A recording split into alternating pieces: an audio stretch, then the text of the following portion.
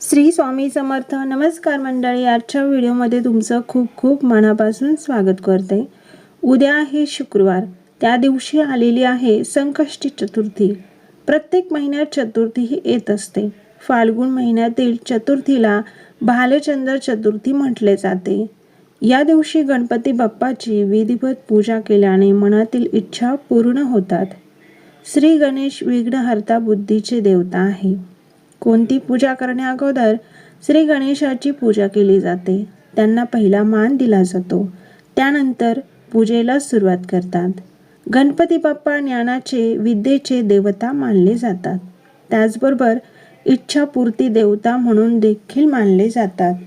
धार्मिक दृष्टीने संकष्टी चतुर्थीचा हा खूप महत्त्वाचा दिवस असल्याने या दिवशी आपल्या वास्तुशास्त्रानुसार सांगितलेले आहे की या दिवशी काही उपाय केले तर त्याचा प्रभाव जास्त होतो. आज या व्हिडिओमध्ये असेच काही प्रभावी उपाय तुम्हाला मी सांगणार आहे. चतुर्थीचा उपवास नाही केला तरीही चालेल, पण उद्या आणा एका झाडाचे एक पान तोडून. जीवनातील कठीण संकटे नाहीसे होतील. घराची, मुलाबाळांची भरभरून प्रगती होईल. मुलांच्या अभ्यासात प्रगती होईल. पतीची व्यवसायात, नोकरीत प्रगती होत राहील. तर असे कोणत्या झाडाचे पान तुम्हाला या संकष्टी चतुर्थीच्या दिवशी आणायचे आहे ते या व्हिडिओमध्ये मी तुम्हाला सांगणार आहे. त्यासाठी हा व्हिडिओ शेवटपर्यंत नक्की बघा. चॅनलवर नवीन असाल तर चॅनलला सबस्क्राईब करा आणि व्हिडिओ आवडल्यास व्हिडिओला लाईक करा. हा उपाय तुम्हाला 12 वाजण्याच्या आतमध्येच करायचा आहे. प्रत्येकाच्या काहीतरी इच्छा असतेच आणि इच्छा पूर्ण करण्यासाठी आपण आयुष्यात खूप कष्ट करतो, प्रयत्न करतच राहतो. पण तेवढे सगळे करून काही वेळा आपल्याला यश मिळत नाही, आपल्याला नशिबाची साथ मिळत नाही.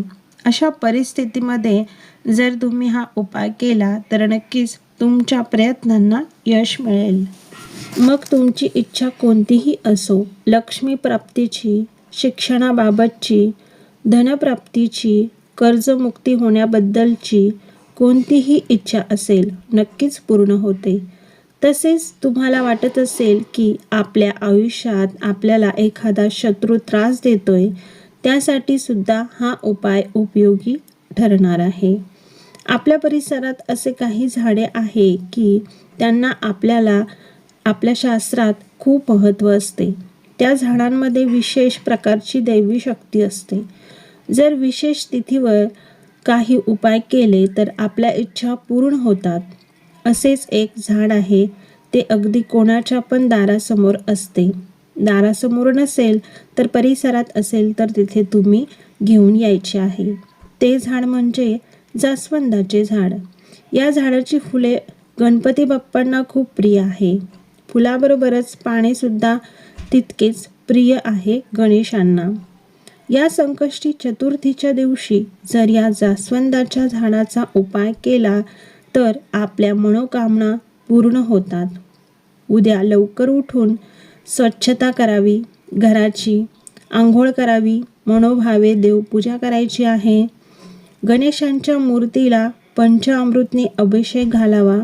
गणपती बाप्पांना अष्टगंध लावावा. जास्वंदाचे फूल, दुर्वा, अक्षता, धूप, अगरबत्ती ओवाळून घ्यावी. गूळ खोबऱ्याचा नैवेद्य अर्पण करावा. नंतर आरती करावी. नंतर जास्वंदाच्या झाडाचे स्वच्छ पान आणा. त्या पानाबरोबरच एक काडीसुद्धा तुम्हाला आणायची आहे छोटी. त्यानंतर हे जे पान आहे ते स्वच्छ धुवून काढायचे आहे. कुंकवाचा गंध तयार करावा आणि त्या काडीने त्या पानावर तुमची जी काही इच्छा आहे ती लिहून काढायची आहे. नंतर एक प्लेट घ्या, त्यात थोडे तांदूळ टाका, त्यावर ते पान ठेवा. ती प्लेट गणपती बाप्पा समोर ठेवायची आहे. या पानावर तुम्हाला 21 दुर्वा अर्पण करायच्या आहे. एक जास्वंदाचं फूल अर्पण करायचे. नंतर हळदी, कुंकू, अक्षता अर्पण करा. धूप ओवाळून घ्या. नंतर ओम गण गणपते नमः या मंत्राचा जप तुम्हाला 21 वेळा करायचा आहे. त्यानंतर अथर्वशीस गणपती अथर्वशीसाचं पठण तुम्हाला करायचं आहे. नंतर आपली जी काही इच्छा आहे ती इच्छा बोलायची आहे. ते पान तसेच दिवसभर देवासमोर ठेवायचे आहे.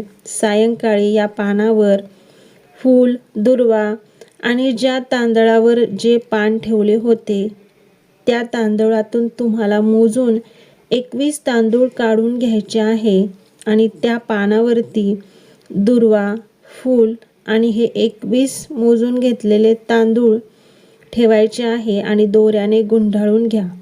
नंतर जवळच्या मंदिरामध्ये जायचं आहे आणि गणपती बाप्पाच्या चरणाशी हे पान ठेवायचे आहे. आपली जी काही इच्छा आहे ती बोलावी. मंडळी, हा जो उपाय आहे तो कोणालाही करता येईल. घरातील अगदी लहानांपासून मोठ्यांपर्यंत स्त्री किंवा पुरुष यांना सुद्धा हा जो उपाय आहे तो करता येईल. अगदी साधा सोपा, जास्त खर्चिक नाही, जास्त वेळ खाऊ सुद्धा हा उपाय नाही. तुम्ही नक्की करून बघा, तुम्हाला याचा हळूहळू नक्कीच फायदा होत जाईल. तर आज जी माहिती मी तुम्हाला सांगितलेली आहे ती खूप महत्त्वपूर्ण आहे. तुम्हाला आवडली असेल तर नक्कीच एक व्हिडिओला लाईक करा. चॅनलवर नवीन असाल तर चॅनलला सबस्क्राईब करा. धन्यवाद. श्री स्वामी समर्थ.